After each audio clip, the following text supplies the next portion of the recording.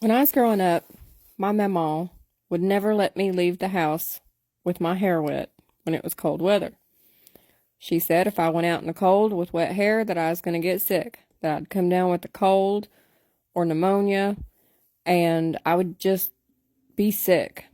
So I was never allowed to leave with wet hair. And I just believed her because, she is my mama, my mother, and that's what she told me. When I got a little older in high school, sometimes I just didn't have time. I'd take my shower and I'd run out the house with my hair wet, and she kept on fussing that I was going to catch a cold or I was going to get sick, come down with pneumonia.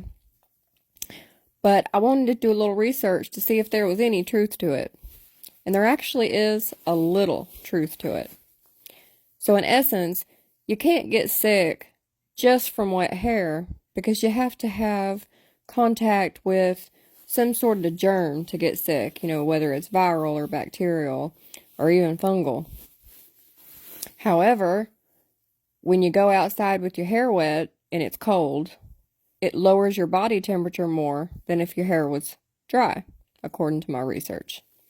When this happens, it actually slightly decreases your immune system. So if you were to come into contact with somebody that had some kind of virus or bacteria going on, your immune system is just a little bit weaker than normal, and you would be more susceptible to catching it.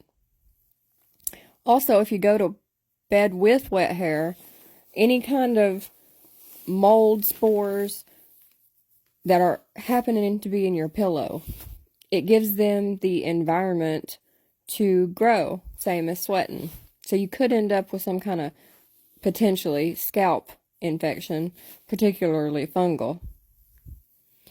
Another thing is when you are colder, whether it's from wet hair or just being cold, or if you get like your feet wet or something, it actually lowers the body temperature and constricts your respiratory airways.